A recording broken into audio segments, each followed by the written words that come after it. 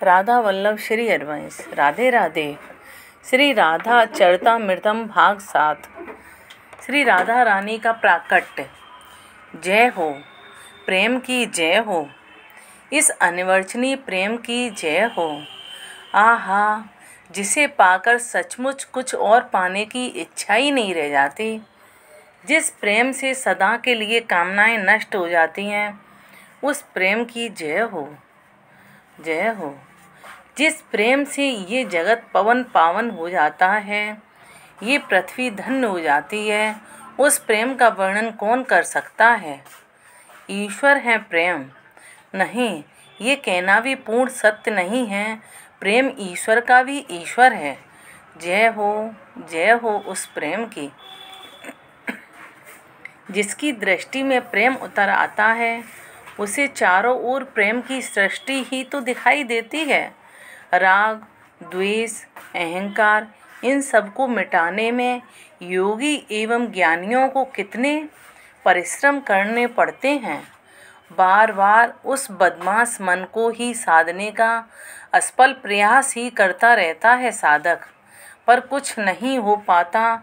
मन वैसा ही है, पर प्रेम के आते ही, प्रेम के जीवन में उतरते ही राग, द्वेष, ईर्ष्या, अहंकार सब ऐसे गायब हो जाते हैं जैसे बाज पक्षी को आकाश में देखते ही सामान्य पक्षी कहाँ चले जाते हैं पता ही नहीं चलता। तो सच है, सच में कल्याण चाहने वालों को क्यों नहीं प्रेम करते? क्यों इधर उधर भटकते रहते हो? क्यों प्रतिस्पर्धा और महत्वाकांक्षा की अग्नि में झुलसते रहते हो? क्यों कभी ज्ञान मार्ग तो कभी योग मार्ग के चक्कर लगाते रहते हो? प्रेम के मार्ग में क्यों नहीं आते? कितनी शीतलता है यहाँ। देखो इस प्रेम सरोवर को, कितना शीतल जल है। इसका क्यों नहीं इसमें गोता लगाते? प्रेम प्रेम प्रेम, निस्वार्थ प्रेम के प्रचारक, प्रेमा भक्ति के आचार्य, जिन्होंने सांडिल्य भक्ति सूत्र की रचना कर जगत का कितना उपकार किया है। ऐसे महर्षि सांडिल्य आज गदगद हैं, और गदगद क्यों ना होवें। जिस प्रेम की चर्चा युगों से कर रहे हैं, उसी प्रेम का अवतरण आज होने वाला है। यानी आज प्रेम आकार लेगा। वज्रनाभ आंखें बंद करके बैठे हैं। भूमि बरसाने की है प्रेम कथा। श्री राधा चरित्र को सुनते हुए वज्रनाभ को रोमांच हो रहा है। उनके नेत्रों से अश्रु बहते ही जा रहे हैं। ये हैं श्रोता और कहने वाले वक्ता। महर्षि सांडिल्य तो थोड़ा ही बोलते हैं, फिर इनकी वाणी ही अवरुद्ध हो जाती है और आंखें चढ़ जाती हैं, सांसें तेज गति से चलने लगती हैं। रोमांच के कारण शरीर में सात्विक भाव का प्राकट्य शुरू हो जाता है। एलादनी का प्राकट्य होने को है अब। हे वज्रनाभ, इतना ही बोल पाए थे महर्षि, फिर प्रेम समाधि में स्थित हो गए। पर प्रेम की बातें मात्र सुनी नहीं जाती, उसे तो सिर्फ अनुभव किया जाता है। इस बात को वज्रनाभ समझ गए हैं, इसलिए वो भी बह जाते हैं, डूब जाते हैं। डूबते तो महर्षि ज़्यादा हैं और कभी कभी चिल्ला भी उठते हैं। आगे श्री राधा चरित्र को भी सुनना है तो हे वज्रनाभ, मुझे बचाओ, मुझे निकालो इस अथाह प्रेम सागर से। नहीं तो हो सकता है मेरी हजारों वर्ष की समाधि लग जाए। हाँ, यही तो है, ऐसा ही प्रेम चरित्र है। श्याम सुंदर का प्रेम अब आकार लेकर प्रकट होने को है। महर्षि सांडिल्य ने सावधान किया अपने श्रोता वज्रनाभ को और फिर कथा सुनाने लगे। कीर्ति रानी, मैंने आज एक सपना देखा। बड़ा विचित्र सपना था मेरा। सपना सच होता है, इसलिए मैं उस सपने के बारे में विचार कर रहा हूँ और तुम्हें बता रहा हूँ। उस दिन बृषवान ने अपनी पत्नी कीर्ति को अपना सपना सुनाया। क्या सपना था आपका? कीर्ति रानी ने पूछा। मैं भास्कर हूँ, मैं सूर्य हूँ और मेरे सामने सब देव खड़े हैं। वे सब मुझसे कह रहे हैं चंद्रमा के वंश में भगवान अवतार लेकर आ गए हैं, पर तुम्हारे वंश में तो मेरी कोई स्पर्धा नहीं है चंद्रमा से, पर मेरे यहाँ तो साक्षात आद्य शक्ति एलादनी शक्ति अवतरित होने वाली हैं। मैंने कहा। मेरी बात को सुनकर सब चुप हो गए, पर मैंने देखा मेरा पुत्र शनिदेव, जिसकी मेरे से कभी बनी ही नहीं, वो मेरी ये बातें सुनकर मेरे पास आया और बस इतना ही पूछा, उसने कहाँ पर प्रकट होने वाली है मेरी बहन। मैंने स्पष्ट कहा शनिदेव से, ब्रज में, बृहत्सानपुर में, अर्थात बरसाने में। बस इतना सुनते ही वो वहाँ से चला गया और यहीं बरसाने में ही आकर रहने लगा। तो और इस भूमि में उसने मणि माणिक्य स्वर्ण ये सब पृथ्वी से प्रकट कर दिए। मैंने देखा सपने में कीर्ति रानी, लोग जहाँ से धरती खोद रहे हैं वहीं से सोना रजत मणि इत्यादि प्रकट हो रहे हैं। हे कीर्ति रानी, मैं सपने से जाग गया था। ये सब देखते हुए मेरी नींद खुल गई थी। मैं तुम्हारे पास आया तो क्या देखता हूँ कि तुम दिव्य तेज से आलोकित हो रही हो। तुम एक प्रकाश का पुंज लग रही हो और ये देखो, तुम ही देखो, तुम्हारे उदर में ऐसा प्रतीत हो रहा है कि भास्कर ही आ गए हैं। कितना तेज है। कीर्ति रानी ने अपने पति बृषवान के हाथों को प्रेम से पकड़ा। आराम से उठी, क्योंकि 8 मास पूरे हो चुके थे। ये देखिए स्वामिन, ऐसे फूल आपने कभी देखे थे? अपने ऊपर बिखरे पुष्पों को दिखाने लगी कीर्ति रानी। बृषवान ने उन पुष्पों को लिया, देखा और सूंघाए। तो ये पृथ्वी के पुष्प नहीं हैं। हाँ, और पता है, मैंने भी सपना देखा। मेरा सपना भी बड़ा विलक्षण था। कीर्ति रानी भी अपना सपना सुनाने लगी। हे स्वामिन, मैंने देखा मुझे कोई कष्ट नहीं हुआ है और एक बालिका मेरे गर्भ से प्रकट हो गई है और वो कन्या इतनी सुंदर है जैसे तपाए हुए स्वर्ण के समान। उस कन्या की सब स्तुति कर रहे थे, यहाँ तक कि लक्ष्मी, सरस्वती, महाकाली, अन्य समस्त देवगण सब हाथ जोड़े खड़े थे और हे राधे, हे राधे, जय राधे राधे, जय राधे, यही सब पुकार लगा रहे थे।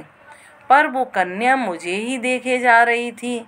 मैया, आहा, उसके मुख से ये मैंने सुना। बस इतना सुनते ही मेरे वक्ष से दुग्ध की धारा बह चली थी। वो मेरे पास आई, मेरा दुग्ध पान करने लगी। मैं क्या बताऊं, उस दृश्य को देखते ही मैं देहातीत हो गई थी। शायद अब उस कन्या के जन्म का समय आ गया है। इससे ज़्यादा कहने के लिए कुछ नहीं था बृषवान के पास। हे कीर्ति रानी, समय बीतता जा रहा है, ब्रह्म मुहूर्त का समय हो गया है। मैं जाता हूँ यमुना स्नान करने। इतना कहकर उठे बृषवान। अरे आप! सामने देखा, मुखरा मैया खड़ी थी। ये कीर्ति रानी की माँ है। कहाँ है मेरी बेटी कीर्ति? आनंदित होते हुए भीतर आ गई। ये रही आपकी पुत्री। बृषवान ने बड़ा आदर किया। सीधे जाकर मुखरा मैया ने अपनी बेटी की आंखें देखी, नाड़ी देखी, उधर देखा, फिर आंखें बंद कर खड़ी रहीं। कुछ बुदबुदाती भी रहीं। आज ही होगी लाली, मुखरा मैया ने स्पष्ट कह दिया। हे बजनाब, कहते हैं इनकी वाणी कभी झूठी नहीं होती थी। बृषवान ने अपने आनंद को छुपाया और बोले, इतनी सुबह आप आ गई मैया? अरे मैंने एक सपना देखा। बृषवान हंसे। अब अपना सपना अपनी बेटी को सुनाओ, मुझे देर हो रही है। मैं तो जाता हूँ स्नान करने के लिए। इतना कहते हुए बृषवान जी चल पड़े। आज मन बहुत प्रसन्न है। भादों का महीना है, अष्टमी तिथि है। रात भर रिमझिम बारिश हुई है, वातावरण शीतल है, ठंडी ठंडी हवा चल रही है, पर हवा में सुगंध है। चले जा रहे हैं बृषवान जी। बीच बीच में ग्वाले मिल रहे हैं, वो सब भी बहुत आनंदित हैं। एक कहता है, हे भानु महाराज, कल शाम को मैंने गड्ढा खोदा था। मुझे मिट्टी की ज़रूरत थी तो मैंने खोदा, पर मैं क्या बताऊं, मुझे तो चमकते हुए पत्थर मिले।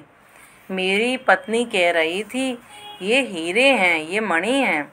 मार्ग के लोग बृषवान को अपनी अपनी बातें बताते हुए चल रहे हैं। और क्यों न बताएं, पृथ्वी ने रत्नों को प्रकट करना शुरू कर दिया था। एक ग्वाला दौड़ा आया, महाराज बृषवान की जय हो। रुक गए बृषवान जी। क्या हुआ, कुछ कहना है? हाँ, रात में ही बिजली गिरी थी। मैं खेत में था, डर गया।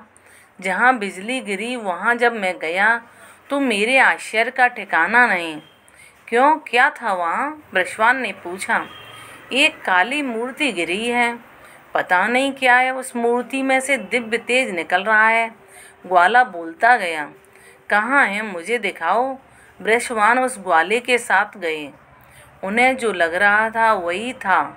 सपना पूरा हुआ था। शनि देव ही विग्रह में आ गए थे।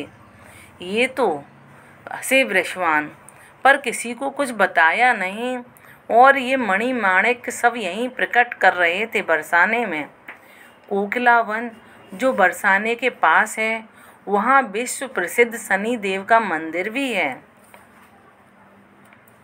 प्रणाम करके बृषवान चल दिए। अब स्नान को, पर आज विलंब पर विलंब हुआ जा रहा है। स्नान नित्य करते थे ब्रह्म मुहूर्त में, पर आज तो सूर्योदय भी होने वाला है। पर क्या करें, लोग मिल रहे हैं, बातें करते हैं, तो उनकी बातों का उत्तर देना पड़ता है। ये कर्तव्य है गांव के मुखिया का। जैसे तैसे पहुँचे यमुना जी में। आहा, आज यमुना जी भी बड़ी आनंदित हैं। कितनी स्वच्छ और निर्मल हो गई हैं। किनारों में कमल खिले हैं, उन कमलों में भौरे गुंजार कर रहे हैं। स्नान करके बाहर आए बृषवान और फिर नित्य की तरह ध्यान करने बैठ गए। आज मन बहुत शांत है। आज मन अत्यंत प्रसन्न है। आज मन आनंदातिरेक के कारण झूम रहा है। ये क्या, यमुना के किनारे एक दिव्य कमल खिला है, पर बहुत बड़ा कमल है। ये तो उसके आसपास कई कमल हैं। उन कमल के पराग उड़ रहे हैं, सुगंध फैल रही है वातावरण में। तभी उस मध्य कमल में बिजली सी चमकी और देखते ही देखते एक सुंदर सी कन्या खिलखिलाती हुई उसमें प्रकट हुई। उस कन्या के प्रकट होते ही आकाश में देवों ने पुष्प बरसाने शुरू कर दिए।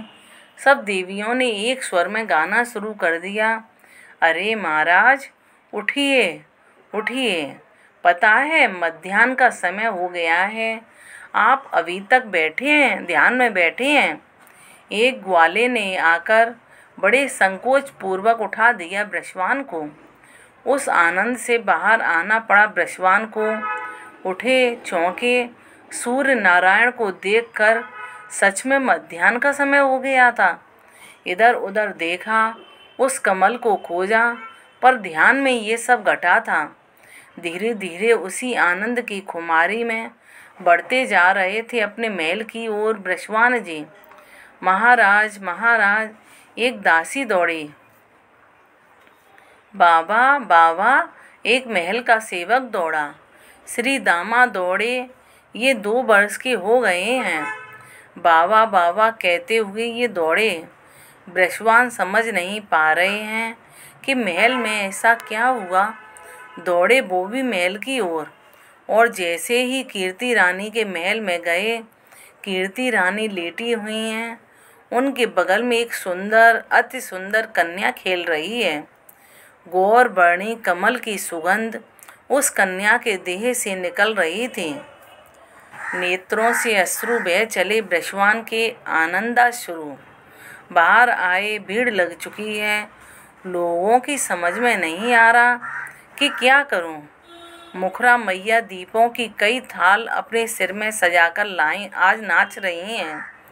लोगों ने गाना नाचना शुरू कर दिया। बधाई हो, बधाई हो, बधाई हो। देन बधाई चली ओ आली, भानु घर प्रगटी है लाली। सुंदर सुंदर सखियां बधाई लेकर चली भानु के महल की ओर। महर्षि सांडिल उस आनंदा तिरेक में मौन हो गए। क्या बोलें। राधे राधे, श्री हरिवंश।